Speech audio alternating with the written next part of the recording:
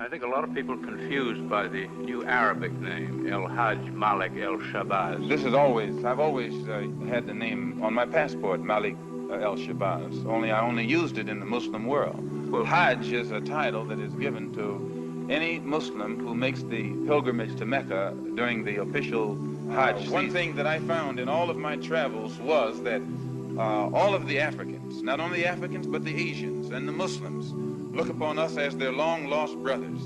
And America had actually tricked many of them into a hands-off policy by giving them the impression that she was honestly trying to do something to solve the problem. My argument over there was designed to prove that it is impossible for the United States government to solve the race problem. It's impossible. Never have I witnessed such sincere hospitality and overwhelming spirit of true brotherhood as is practiced by people of all colors and races here in this ancient holy land, the home of Abraham, Muhammad, and all the other prophets of the Holy Scriptures. For the past week, I've been utterly speechless and spellbound by the graciousness I see displayed all around me by people of all colors. I've been blessed to visit the holy city of Mecca. I've made my 7 circuits around the Kaaba, led by a young Mutawaf named Muhammad. I drank water from the well of the Zamzam. I ran 7 times back and forth between the hills of Mount Al-Safa and Al-Marwa. I've prayed in the ancient city of Mina, and I've prayed on Mount Arafat. There were tens of thousands of pilgrims from all over the world. They were of all colors, from blue-eyed blondes to black-skinned Africans. But we were all participating in the same ritual, displaying a spirit of unity and brotherhood that my experiences in America had led me to believe never could exist between the white and non-white. America needs to understand Islam because this is the one religion that erases from its society the race problem. Throughout my travels in the Muslim world, I have met, talked to, and even eaten with people who in America would have been considered white, but the white attitude was removed from their minds by the religion of Islam. I have never before seen sincere and true brotherhood practiced by all colors together, irrespective of their color.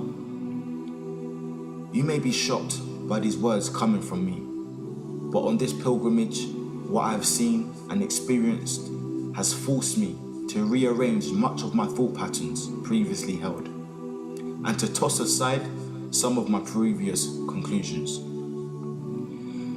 This was not too difficult for me.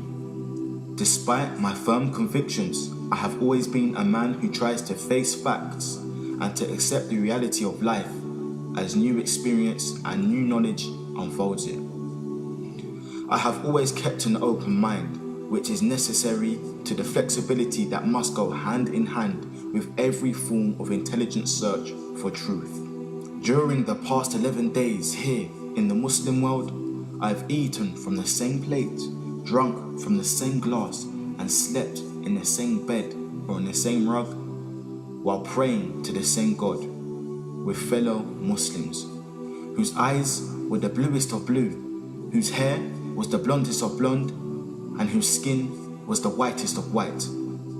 And in the words and in the actions and the deeds of the white Muslims, I felt the same sincerity that I felt among the black African Muslims of Nigeria, Sudan, and Ghana.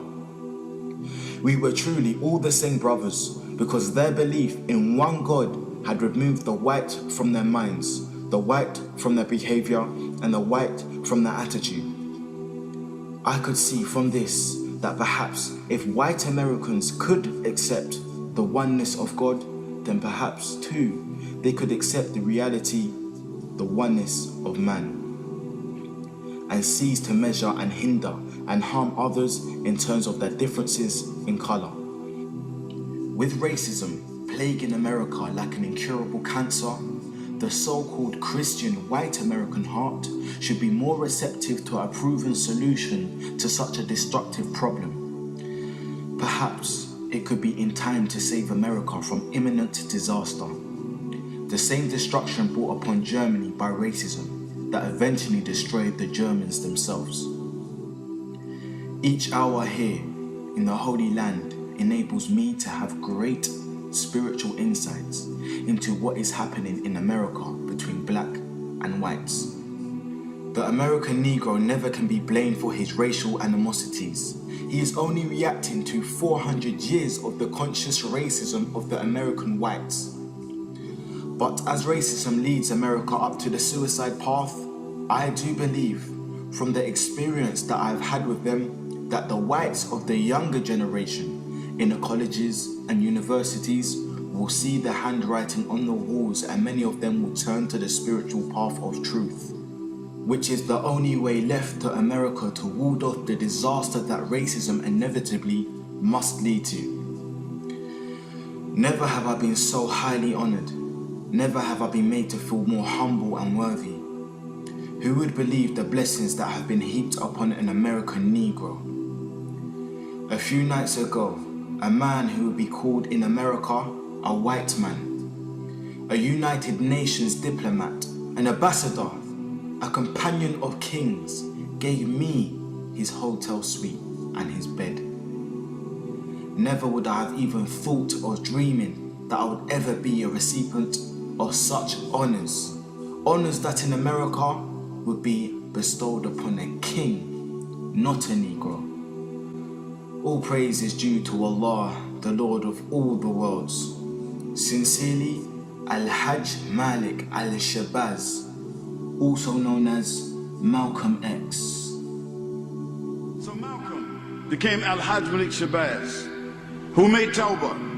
He took his Shahada. He performed his Hajj. He said, on my way back from Mecca, I visited 7 countries, and the CIA, and the FBI, and the International Interpol Police, and others plotted to try to kill me at least 5 times.